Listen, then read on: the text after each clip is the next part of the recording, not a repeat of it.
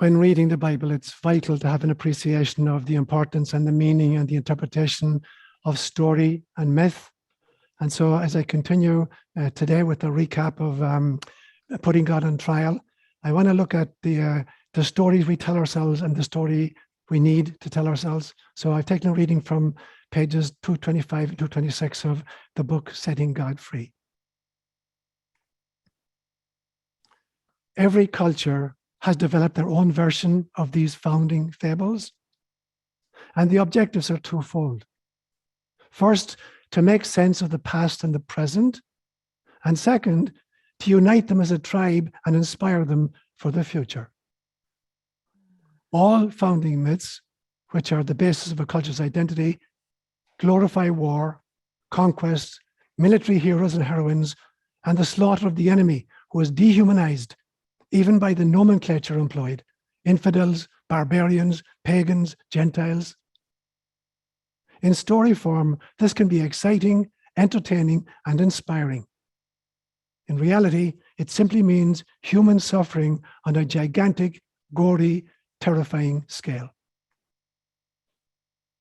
It's time to abandon these heroes and heroines and these tales in favor of a global, nay, cosmic story based on compassion for all sentient beings, all of whom were birthed from the same smiling grandmother God. In the case of Yahweh, a myth that was meant to inspire has locked its followers into subservience to a fictitious psychopath and robbed them of any possibility of mystical union with the true source. Furthermore, it has cast them into a perennial battle with others who appeal to the same fictitious divinity to justify inter-religious genocide. Isn't it time to awaken from this nightmare? These are words inspired by God. By the Middle Ages, Europe had descended into chaos, a chaos in which God had become a distant, demanding deity, and even Jesus was reduced to a judge coming to separate us into the sheep and the goats and give one crowd a thumbs up and the other group the thumbs down. And in this situation, there was only one refuge for Christian people, and that was Mother Mary. And so it's at this stage that you get all the beautiful cathedrals being built in her honor in Europe and great hymnals to Mary, being created. And there's one hymn particularly in my own language which encapsulates this very beautifully. And I'll just sing one verse of it to you. It goes like this. Isman banim varavor, mohir ordri, nosloshir, banda hermanaudium, banla gashktar, faragonri. And in translation, it says this. It says, she is a great woman, Mary, over there in heaven. She is the woman who has put a shelter over me to protect me from my enemies. She is the woman who protects me against the anger of the king. And the king is Jesus. So by medieval Europe, even Jesus had been turned into an ogre, and there was only one refuge, and that was the feminine face of God, Mother Mary. God had become this psychopathic villain, and Jesus this judge. And so we have these, what I call these difficult passages in the Bible, where you look at this psychopath, that has been foisted upon us by the projection of the human family. And there is the subsequent dance between a pathological God and atheism. And it was into this kind of breach that I determined there had to be a third way. Yeah, you can't just accept literally the pathology that you find in some parts of the scripture in describing God. And you can't take refuge in atheism, because atheism tells us life is a meaningless journey from a big bang that nobody understands into ultimate chaos with a big crunch another 15 billion years down the road. And so I determined to write a book in which I found a third way. And I set God on trial for crimes against humanity. And in 3 Sundays in January, I set up this trial. The first Sunday, I represented the prosecution. I brought in a Bible scholar, a clinical psychologist, and a contract lawyer. And then for the next 2 Sundays, I looked at the defense of God. I brought in another Bible scholar. I brought in an archaeologist. I brought in a mythologist, and I brought in a Jungian analyst. And that's where we've been over the last 3 homilies. So today I want to just do a recap of it and then open it up to a Q&A. So firstly, the prosecution. Very, very briefly, here is what the Bible scholar had to say about these difficult passages that we find in the Bible. God is this psychopathic murderer who murders on an individual basis, on a mass murder basis, and even in kind of a global genocidal basis. So we read, for instance, that this God kills Lot's wife because of her curiosity. When God set fire to Sodom and Gomorrah, he told him to leave the city, Lot and his wife and their daughters, and go off into the hills and not look back. And she looked back, and God killed her and turned her into a pillar of stone, of salt. We read a story where after God had ordained Aaron as the first high priest, and he ordained 4 of Aaron's sons to be priests to conduct the liturgy. And the day after their ordination, 2 of the sons are performing a liturgy, a guy called Nadab and a guy called Abihu, and they make a liturgical mistake, and God kills the 2 of them in the sanctuary. And then warns Aaron, do not mourn and do not touch these dead bodies. So they have to bring in 2 uncles who wrap them up in their cloaks and schlep them out of the kind of the traveling temple. This is a God who engages in mass murders on a regular basis. According to the book of Exodus, 603,550 Israelite soldiers left Egypt during the Exodus, which means if you factor the women and children and the elderly, you're talking about 2 million people. And God got so angry with them in the next 40 years that he decided only 2 individuals would actually reach the promised land, a guy called Caleb and a guy called Joshua. So you got 2 million people whom God killed during the Exodus, if you believe that story. He then goes on and he kills the firstborn of all the Egyptians. And if you extrapolate the numbers, you're talking about maybe 200,000 people killed in one night. He then went on, according to the 2nd book of Chronicles, and he killed 1 million Ethiopians. I'm not exaggerating, 1 million according to the 2nd book of Chronicles, chapter 14, because they displeased him in some way. And then the genocide, he wiped out all of humanity except 8 people, Noah and his wife and their 3 sons and the 3 wives of the sons. And then he enjoined what is called the ban. Allegedly, the Israelites, as they went through the desert, were to put all of the nations they encountered under the ban. And the ban had 2 forms. If they came to a town or a village in which they did not intend to settle, they were to kill every single man in the village. But they could take the women and the children and the livestock as booty for themselves. But if they intended to settle in one of these towns or one of these villages, then they had to kill everything that breathes. This is the phrase that's repeated again and again and again. Literally all mammalian life in the village. This is this genocidal God that we find according to the Bible scholar. I then introduced a clinical psychologist to do a diagnosis of the personality of this God, and I compared it to the DSM, the Diagnostic and Statistical Manual, which is the Bible of the psychological and psychiatric communities. And I saw that God fits many of these diagnostic categories. But in particular, he embodies all that is worst about the human character: regret, anger, revenge, jealousy, insecurity. And he obviously is bipolar. He's oscillating between a depressive paranoia about being jilted in favor of other gods and a manic euphoria where he's beating himself on his chest and calling his own praise and boasting about how good he is and how compassionate he is. And then I brought in a contract lawyer to show that God constantly broke the covenant that he made with his chosen people. The first covenant is with himself and Adam and Eve, and presumably all of their progeny in perpetuity. But at some stage, he decides to wipe out the entire thing and just save 8 people. And then the second covenant is made, and it's made between God and Noah and all living things. 6 different times in one chapter it says, I make this covenant between myself and you and all living beings. Very quickly, he changed his mind again. He decided, no, it's not with all living beings, it's only with human beings. So that's iteration number 3. Now, Noah had 3 sons, Ham, Shem, and Japheth. Ham is the father of the African nations, Shem is the father of the Semite peoples, and Japheth is the father of the Caucasian peoples. At some stage, God decided he's not going to make any covenant with the Africans or with the Caucasians. It's only going to be with the Semites, with Shem. Of all the children on the progeny of Shem, he finally picks out one person, Abraham, and he decides he's going to discard all of the other Semites. He's only going to make his covenant with Abraham and his progeny. Abraham has 2 sons, Ishmael and Isaac. He rejects Ishmael and decides he's only going to make the covenant with Isaac. Isaac has two sons, Esau and Jacob, and he decides the covenant is not with Esau, it's only going to be with Jacob. And Jacob had 12 sons who became the 12 tribes of Israel. And finally, God decides he's only going to make the covenant really with one of them, Judah.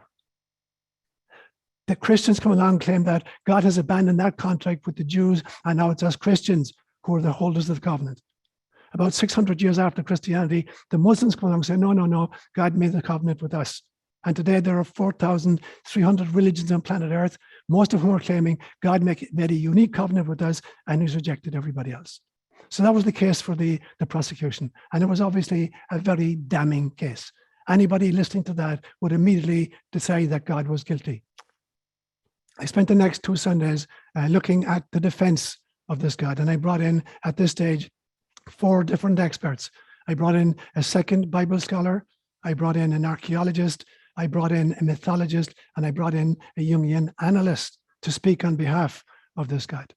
And the first thing that this Bible scholar said was that great German scholars in the 1800s figured out by looking at the texts and the original languages that there were 4 totally different streams of material in the Hebrew scriptures, 4 totally different streams.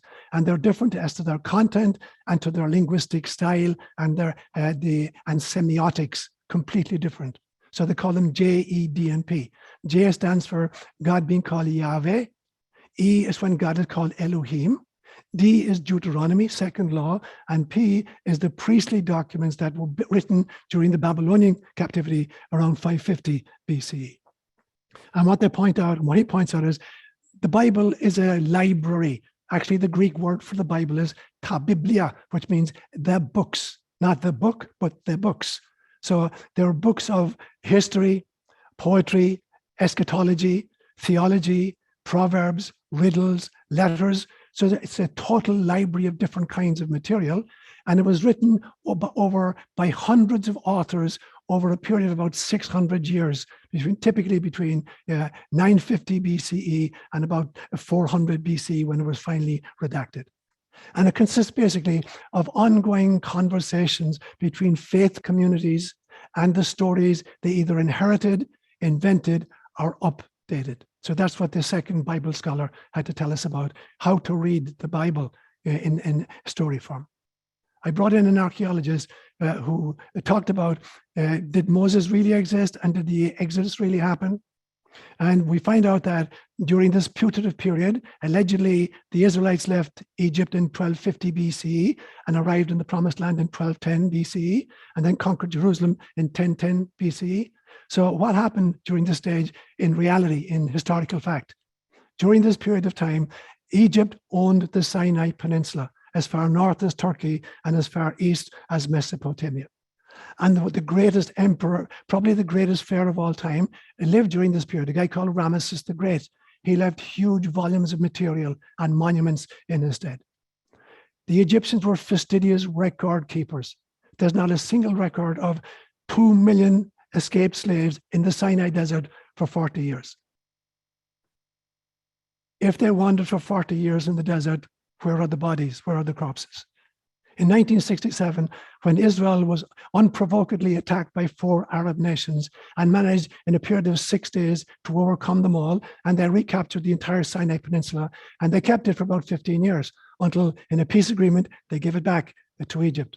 And during that period of time from 1967, hundreds of Israeli archaeologists descended on the Sinai, using the Bible, as their compass to try to find evidence of this exodus. What they found was they couldn't capture or recapture a single bone of an animal or a human being. And in fact, many of the towns which allegedly the Israelites sacked during that period, they didn't exist during that period. And what they come to the conclusion is Moses never existed. He was invented about 700 years later during a real exodus from Babylon in 539 BCE. And the exodus didn't happen, but it is probably one of the greatest liberation stories of all time. So that is what the archaeologists had to point out to us. I brought in a mythologist to talk about the understanding and the importance of myth, story, proverb, and parable, because these are the archived wisdom of a culture. These are where we position our heroes and our heroines and our origin myths. And every people has their origin myths. In Ireland, we have the Tuatha Dé Danann, the people who preceded even the Celts in Ireland, that came from Atlantis, what we call Tír na nÓg, the land under the waves, or the land of eternal youth. And so the purpose of this archived wisdom of myth and story and parable and proverb is to explain the present to a group of people, to remember or to invent a glorious past, and to inspire people to face the future. And therefore, in reading the Bible, we have to understand the importance of storytelling, and how to engage with storytelling. We have to listen to stories, not just with our intellect, but with our imagination, with our heart, and with our soul. And so what was the importance of the myth of God, of Moses, and of the Exodus, as we find it so brilliantly articulated in the Hebrew scriptures? There are stories that exaggerate wildly in order to inspire people. So the idea that 2 million people left Egypt on the way to the Promised Land. The distance from Cairo in Egypt to Jerusalem in Israel is 263 miles. If they were to, march 10 abreast and do social distancing, keeping 6 feet between them and the row in front of them, the first group would be in Jerusalem before the last group left Egypt. So that's the story. Myth and parable always exaggerate in order to inspire confidence in people. And so during a real captivity in Babylon, when the Babylonians captured the last 2 tribes of Israel in the year 587 BCE and deported them to Babylon, at that stage, in order to survive, because the 10 northern tribes had been destroyed and are never heard again after the Assyrian conquest in 721 BCE. So now the leaders, the priests and the prophets are trying to hold this exiled people, this people in diaspora together.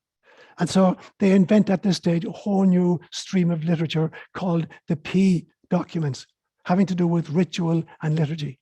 And then they combine J, E, D, and P, and they edit them rather badly and update them. And at this stage, they invent a character called Moses, probably the greatest liberator who never lived. And they invent an exodus from Egypt that never happened, because they're trying to inspire a current generation for a real exodus, which is about to happen, as the remnant of Israel go back from Babylon to Israel and try to rebuild the temple which had been destroyed. Now, what is the lesson? When I say that Moses may well have been the greatest liberator who never lived, he is a man for our times. He is a man for all seasons, because tyranny and oppression, liberation and exodus keep repeating again and again and again throughout human history. Every era has to deal with it. Now, what you find in the brilliance of this story is that an entire generation had to die out before they could actually reach the Promised Land, because although they were physically free, they were mentally captive. And so that entire generation had to wipe out, to destroy before there was people who actually believed in themselves as free beings. And again and again and again, you find during the exit event, the people want to go back to the land of Egypt, because in some senses, the security of tyranny is preferable to the responsibility of freedom. You repeat that phrase for you. The security of tyranny is very often preferable to the responsibility of freedom. And every era has to deal with that again and again and again. We have to have the courage to strike out for freedom rather than want to go back to Egypt, to the security of a tyrannical regime that holds us down and keeps us captive. So that is the greatness of Moses as a liberator for those times and for our times. Finally, I brought in a Jungian analyst, and I talked about the notion of projection. Carl Jung developed this term. Projection is a mechanism whereby, in order to see what lies inside my own psyche, I have to project it onto a screen of other people so I can see it writ large. It's like when you go into a movie theater, if you go up into the projectionist box and attempt to see the movie by looking at it one frame at a time, you're seeing the same movie that people in the theater are looking at, but you're looking at a tiny little 1 inch by 1 inch frame. In order to see it more clearly, you have to project it onto a screen where now the image is maybe 40 feet by 30 feet, and it's moving, and there's light, and there's a sense of time and chronology. But the movie is not happening on the screen. As a child, if you start throwing stones at the bad guy, you're not going to affect the outcome. So projection, according to Jung, is the first stage of a two-phase process. You project onto others in order to see clearly what's in your own heart and psyche. And then the second part is retrojection. Now that you've seen it clearly, and you thank the other person for being the screen onto which you projected it, now you take it back and you work with it in your own psyche. And that's what projection means. And that was what was happening in this story. And so then I led to the verdict. And I used the story of the movie, The Godfather. Some people would claim that it was the greatest movie ever made. 1972, based on a novel by a guy called Mario Puzo, who wrote it about 1969. And if you know the story, there are two main villains in the story. It's about a mafia family. You have Don Vito Corleone, who's the mafia boss, played by Marlon Brando, and then his son, Michael Corleone, played by Al Pacino.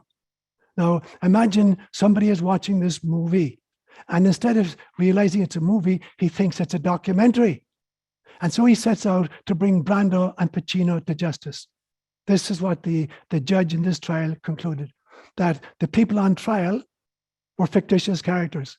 It was not a documentary based on a journal that God kept during, as he wrote the Hebrew scriptures. It is a kind of a drama written in order to tell all peoples that the core of themselves is their divinity, and that freedom and responsibility are far preferable to security of tyranny. And so, pounding his gavel on the table, the judge proclaimed, the God who was on trial is a projection of the human shadow. Set God free. Namaste, my brothers and sisters. So let's open it up now to Q&A. If Moses was a fictional or mostly fictional character, who wrote the 10 Commandments? The 10 Commandments, when you look at the peoples of the Near East and the Middle East, every culture has come up with its own code of conduct. And so the 10 Commandments are kind of a reduced version of the Code of Hammurabi, which goes back to 1776 BCE. And there was an earlier code in that area, 2225 BCE. So all peoples have come up with a kind of a cheat sheet of what it means to live in community. And so in some sense, the 10 Commandments are kind of a cheat sheet that people can remember really, really easily how to live in community and how to live as people aware of God. I want to build on that question because I thought you were going to ask another question about Moses, because I got 2 or 3 emails during the week from people who asked me the same question. They asked the question, if Moses is a fictitious character, who did Jesus meet during the Transfiguration? Didn't Jesus meet Moses and Elijah during the Transfiguration? That's a brilliant question. So I'm going to piggyback into what you've asked, Joanna. Absolutely. The Hebrew scriptures are divided into 3 parts. It's called sometimes the Tanakh. T standing for Torah, which was the law, N standing for Nebiim, which are the prophets, and K standing for Ketubim, which was the writings. Now, the Pharisees believed in all 3, that all 3 were inspired, that the law was inspired, the prophets were inspired, and the existential writings like the book of Job were inspired. The Sadducees did not accept the third, so they only believed in the law and the prophets. Now, Moses is the archetype of the law, and Elijah was the archetype of the prophets. He was the first prophet. And so in some senses, in Jesus' vision, he's having an encounter with the essence of the Hebrew scriptures. Now, does that mean that Moses was a real character who appeared to Jesus? Jesus said famously at one stage, he said, in the days of the Son of Man, it will be as in the days of Noah. People were eating and drinking, marrying, getting married, and the flood came and killed all of them. Now, did Jesus believe in the reality of Noah? Probably he did. Did he believe in the reality of Moses? Probably he did. But there was no Noah character. The Noah character is borrowed from Mesopotamia, a character called Ziusudra. And do we really believe that, that Noah gathered 2 of all kinds of the creatures of planet Earth and put them into an ark and saved them all? Obviously not. And so Jesus is dealing with an archetype, and the archetypes are important. As I pointed out, stories are vitally important because they inspire. So with whom did Jesus have an encounter during Transfiguration?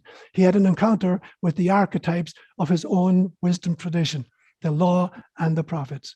And the laws that come through, allegedly from Moses, are laws that are created by every culture which is interested in creating a sociology where people can live in harmony together. Great question, Joanna. Thank you. So this is kind of a chicken and the egg question, or maybe a nature versus nurture question.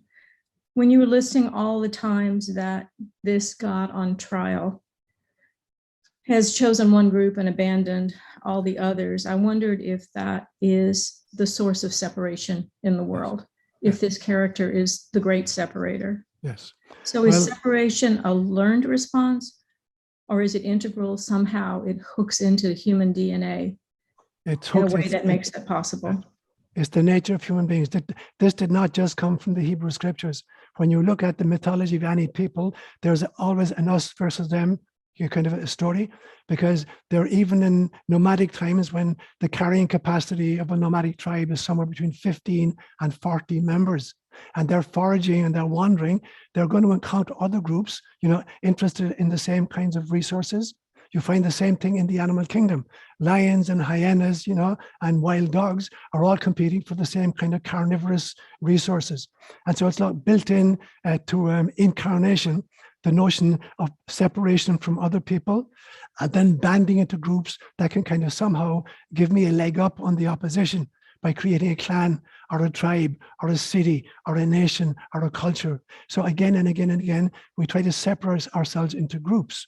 Now, I think there's an importance in being in groups, but only in the sense in which groups are meant to interface with each other, like members of a family are meant to interface with each other. So you have to have relationships, but at the same time, no one person in the family has the right to dominate the other members of the family, and beat up on them if they don't agree with the agenda. And so we have this this constant pull in the human character between wanting to be part of a group and also the sense of the separate me, wanting to kind of get my resources to the destruction, sometimes even of other family members. So we're not just dependent upon this God of the scriptures for that reality. We're finding it in mythologies all over the world. There's always an us versus them. There's always our heroes who defeat their heroes. There are always our people who slaughter their people. There are always our gods who defeat their gods. So the Hebrew scriptures are just one culture's articulation of the same motif. We find it all over the world again and again and again. And that's why I said in the reading I chose today, it is time for a totally different story. A story that makes us understand that we're God's grandchildren, that she's archived everything we've ever done in the astral records somehow, the archives, the sky archives, whatever, but that it's a togetherness based on honoring the individuality of the members in a relationship. You can't just create, a blended group of people, none of whom have personal interests or personal belief systems.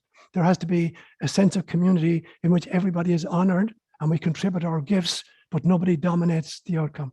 And I talked with a good friend of mine, he's here today actually, Paul O'Rourke, a few days ago, and we were talking about community. And I think the future of community is not going to be these huge, big kind of megalithic organizations, these 8 billion strong people presided over by some kind of a cabal who've, grabbed the resources. It's going to be small communities, who are doctoring themselves, educating themselves, feeding themselves, growing their own foods, educating their own children, and interfacing with each other in a lattice work of a community scattered throughout the world. But once you start to kind of amalgamate, and you see this happening especially during the Roman Empire, the thing that allowed the Roman Empire to succeed and to dominate Europe for over 600 years was the fact that they centralized and they created a pyramid of power. Centralization and pyramidization are the key to controlling the masses. So again and again and again in Europe, the Celtic chieftains beat the Roman legions again and again and again in battles, but they can never hold on to what they won because each chieftain was a law unto himself, and a god unto himself, whereas the Romans were totally centralized and hierarchized, and pyramidized. So we need a different form of community in which we interface with each other as small communities, but that each community, I said this to you many, many times, the 3 great Swahili phrases, kujitegemea, self-reliance as a community, kujitumikia, self-ministering as a community, kujieneza, self-propagation as a community. Not that you're kind of trying to convert other people to join our group, but that if what we're doing is good, other groups want to imitate it by creating their own communities. And so I foresee a future for communities in which all of the basic needs of little communities are articulated by and answered by members within the community. And so, I've said it many times, there are 4 stages to ministry. The first one is there's a need in a community, whatever the need is. a medical need, an agricultural need, an educational need. The second stage is somebody within the community volunteers and says, I'll do that. The third one is that person is given the training and must have the necessary abilities to do it. And the fourth piece is it is the community that commissions the person to act in that capacity on its behalf. It's not a hierarchy that's ordaining priests or appointing, people to be in charge. It's the community saying, we have this need. Who can answer this need? Oh, you've got the abilities and the training. We'll commission you to do that on our behalf. And that, for me, is the future of community where it needs to go, because the present system is not working. It's been hijacked by an oligarchy and a cabal, which has zero interest in the individual members and a lot of interest in garnering all the resources and turning us into automatons, homo artificialis, as they call it. It'd be interesting to hear you talk at some point, I don't know if it's today, about how those communities integrate with each other and how they communicate with each other. And so just say one quick thing about it, and that is that we have to borrow what is best about the evolution of society. Technology has allowed us, I'm listening, thinking about Don Loomis today, that he attended the transition of his own brother in Michigan because of the technology of our times. So it's culling what is best about what we produce so far and using that, to enhance and to make it possible for disparate, discrete communities to interact with each other in a way which doesn't compromise the freedom of any one of these groups. I'm so struck by this phrase, the security of tyranny is preferable to the responsibility of freedom. And I'm hoping you can talk about that a little bit more and talk about the way that subtle it's not subtle, but it's comfortable enough that people have become blind to it and are comfortable in letting government or other entities make decisions for their well-being, body health, all these things. And I'm just hoping you can talk a little bit more about the current generation of how that's manifesting. Great question, Hannah. And so again, I want to go back to Roman times. It began before that, obviously. The Romans had a kind of an adage that said, panes et circenses, bread and circuses. If you give people enough to eat and you entertain them, you can do anything with the body politic that you want to.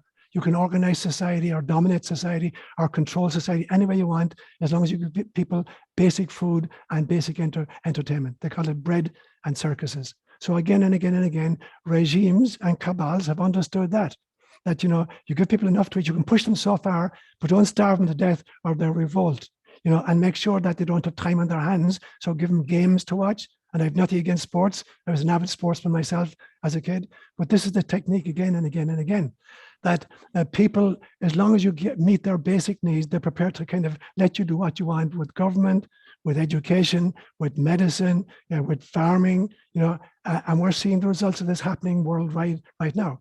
During this pandemic, every single day, the billionaires of the world added $1 billion to their kitty, literally. $1 billion a day extra profit at a time when the mom and pop stores are being closed down and people are cowering in fear in their homes. And so we got a situation where there are people now who are striking out and trying to wrest back their freedom. There are thousands and thousands of truckers going through Canada as we speak, reaching Ottawa to say, we're not going to accept these mandates. And this is not a question of vaccines, it's a question of mandates. There are people in this who've been, triple vaccinated. It's not a question of vaccination. People are totally free to decide for themselves what they want to do with their own bodies. But to mandate, a situation where people have no control over their freedoms or their bodies, no. And so at some stage, people have to stand up and say no. But it takes courage to do that. And some of these people are being jailed. And the vast bulk of these people who are standing up, like the frontline doctors, are being deplatformed. They can't be on YouTube anymore. They can't be on Twitter anymore. And so there's almost no way for them to voice their narrative. And we're being foisted with a particular, propagandized narrative again and again and again. This is World War III of this generation. Who's going to stand up and say, we're prepared to have the courage and to take a stance and to take the responsibilities for wresting our freedom from the cabal? Are we going to just sit back and say, well, we're secure? I have enough food right now. Why should I be worried? This is what Nazi Germany went through. This is what Stalinist Russia went through. This is what Cambodia went through under Pol Pot. This is what North Korea is undergoing. This is what China under Mao Zedong went through and what is going through under the CCP. And now we get a chance in our times to either stand up and be counted or sit back and cower in fear and let them take away the remaining freedoms that we have. That's so beautifully said, and to tie it into all of these other examples of the worst manifestations of tyranny and genocide, and to relate these early stages as a setup for that is so important. And I'm really fascinated by this whole shift between like the freedom of nature and the God force, right? This, and then the control mechanism and how it continues to play out this cycle throughout human history.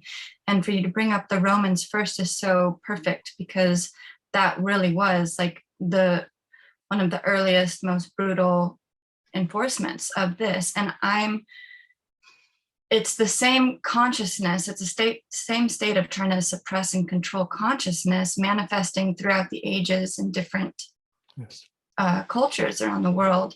And it's just that, yeah, when the narrative on the news is so hermetically sealed and nobody is getting access to these voices who are challenging the narrative,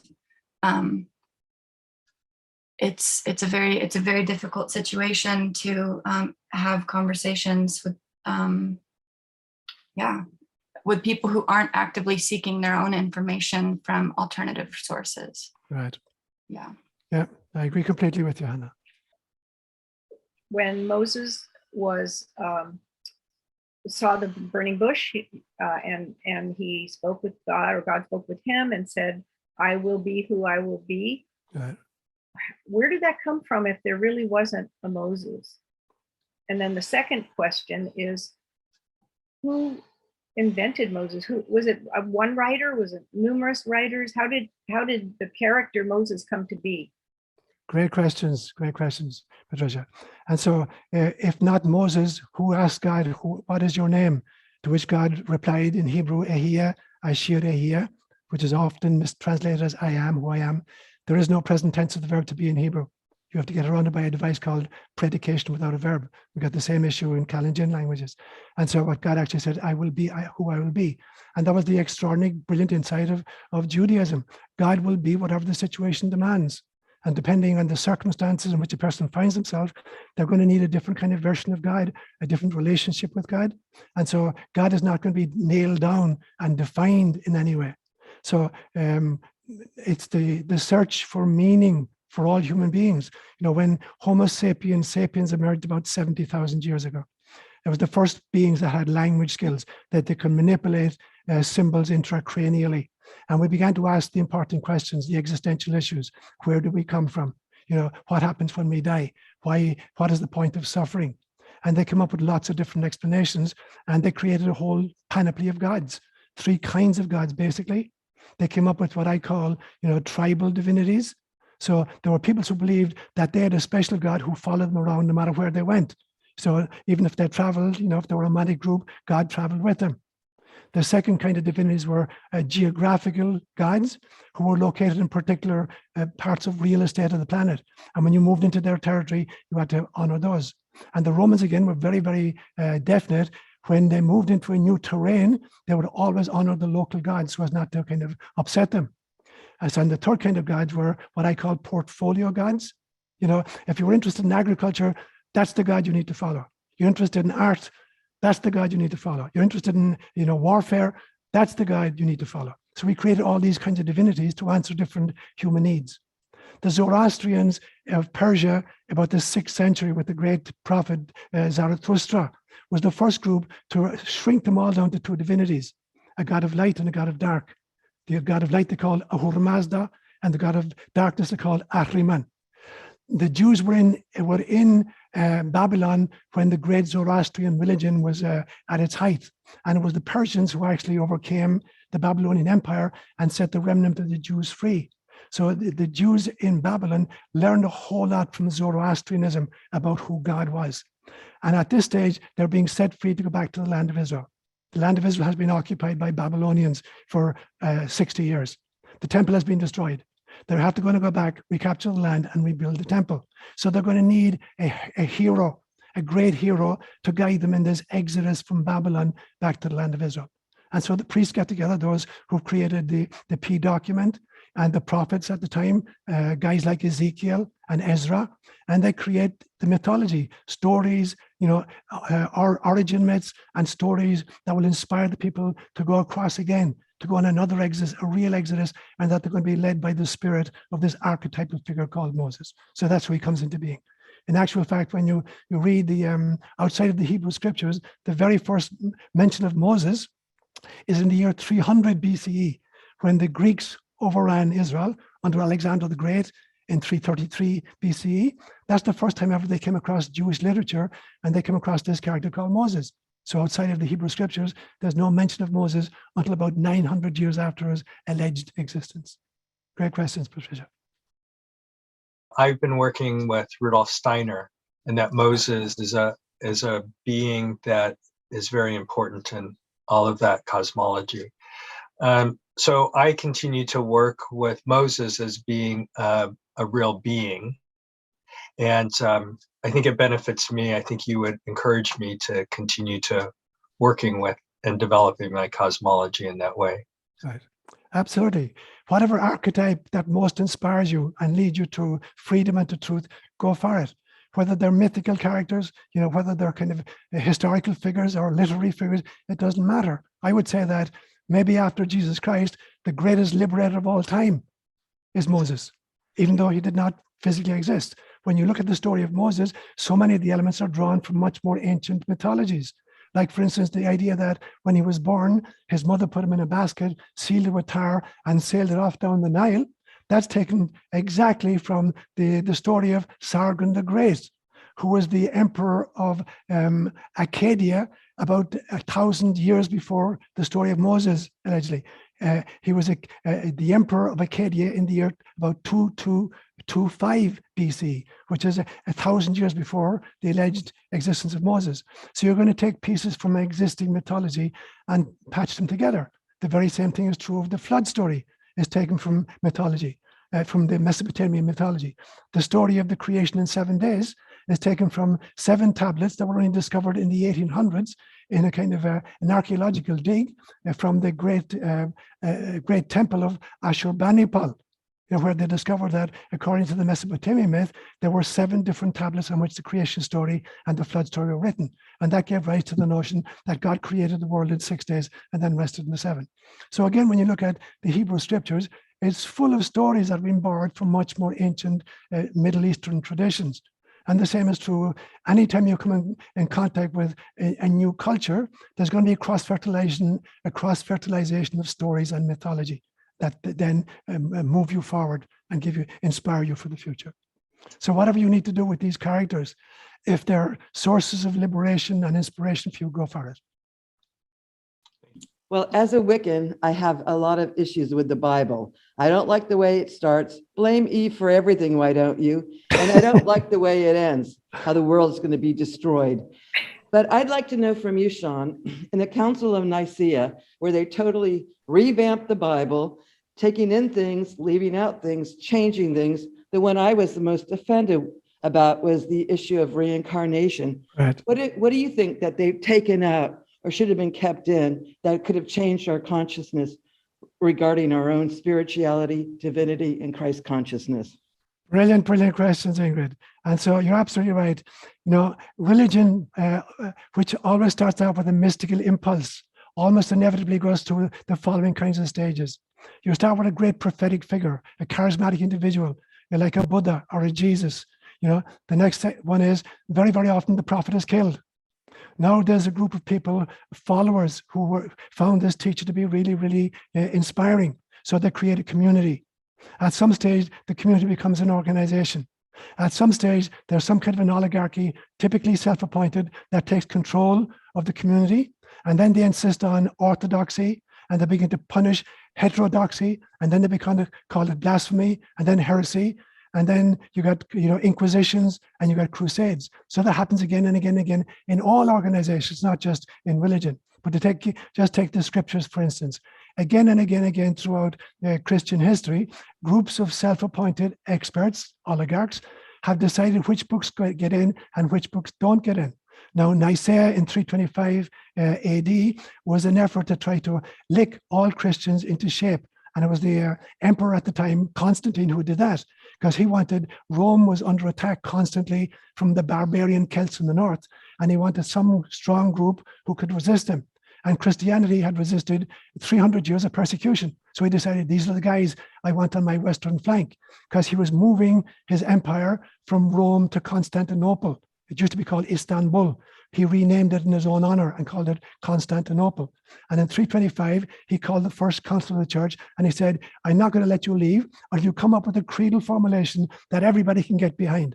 And we get the Nicene Creed from this. I believe in God, the Father Almighty, creator of heaven and earth. Now, the one you're talking about was a subsequent council. It happened in 551 AD. And it is the Second Council of Constantinople. And that was the council at which they demonized reincarnation. Up to then, reincarnation was accepted as part of the Christian mythology. Now it was demonized. And in actual fact, it was the empress at the time who was responsible for getting it demonized. She had come from very lowly ranks, married into royalty, and became the empress. And she was damned if she was going to have to come back, and be a pleb in the next lifetime. So she persuaded her husband that this needed to be gotten rid of.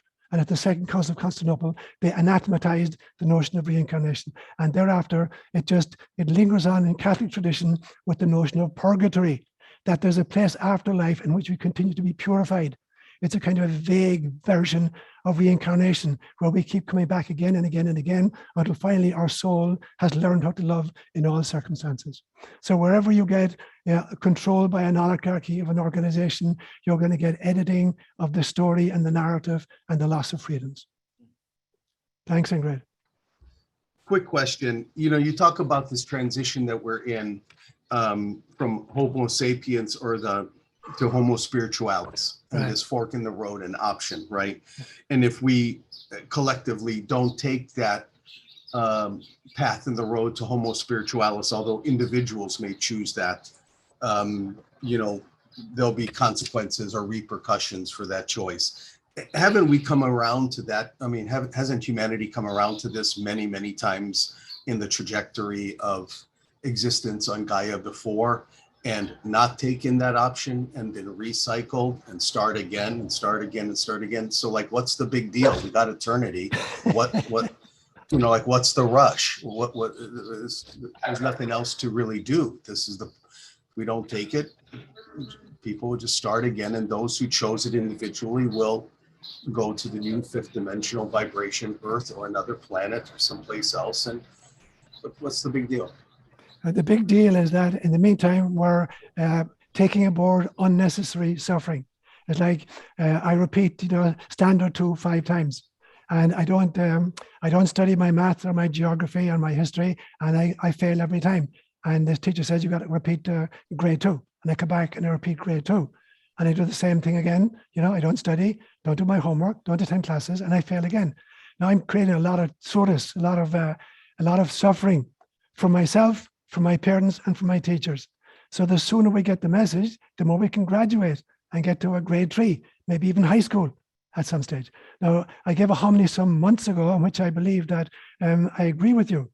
We've been in this place many times before. And I started with the very first word in the Bible. The word is Breshit. And Breshit is always mistranslated as in the beginning. That is not what Breshit means.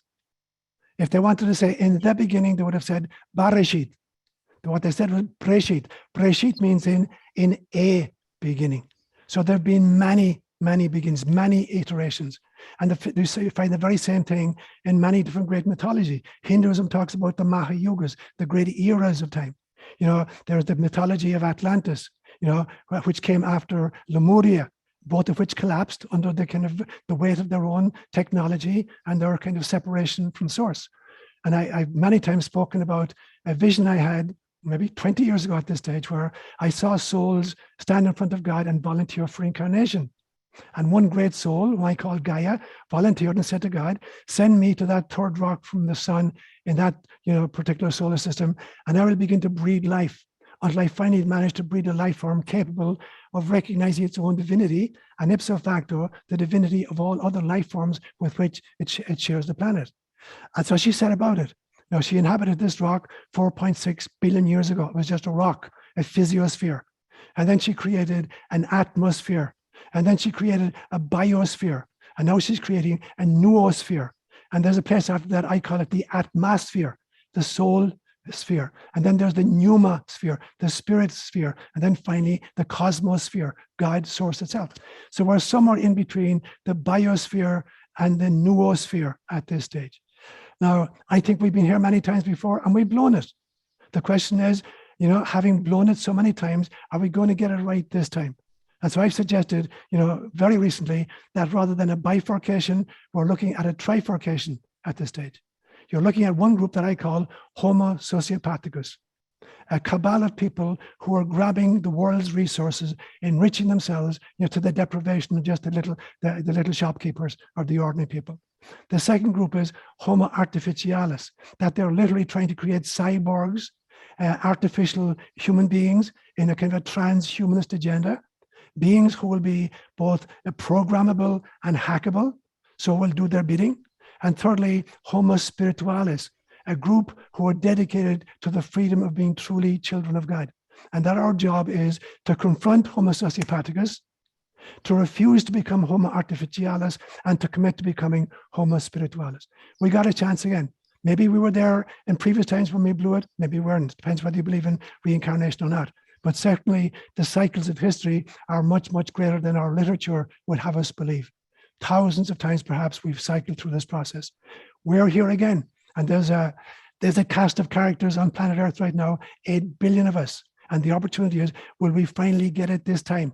Will we make a decision for Homo spiritualis, or will we blow it and have to start from scratch again? And every single one of us needs to determine, where do I stand at this stage, you know, in human history? Where am I going to put my energy?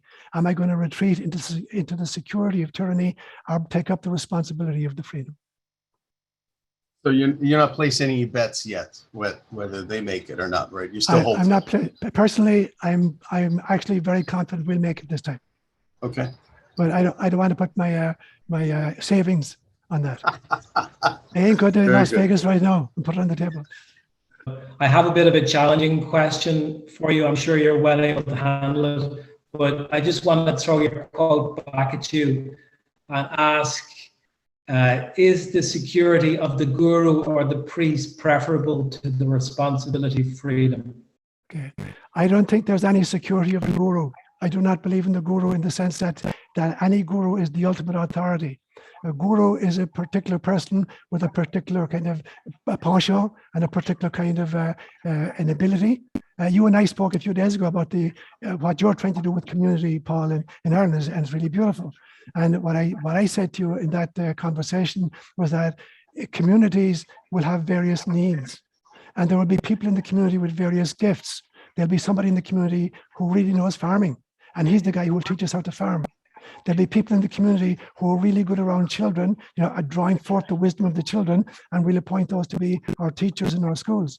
There are people who are natural healers, wise women who know herbs, you know, and we say to them, you're the people we need to step up and teach us how to take responsibility for our own healing process. And there are people who are kind of mystics, you know, and they have this particular ability to connect with across the veil. And we say to them, do you want to teach us, you know, how to learn these for ourselves? But I wouldn't place ultimate trust in any guru or any expert, where they're there to teach us so that we can learn to become what they are, not to place them on pedestals so we can stop growing and we can just bow down in front of them. I don't believe in the guru at all in that sense.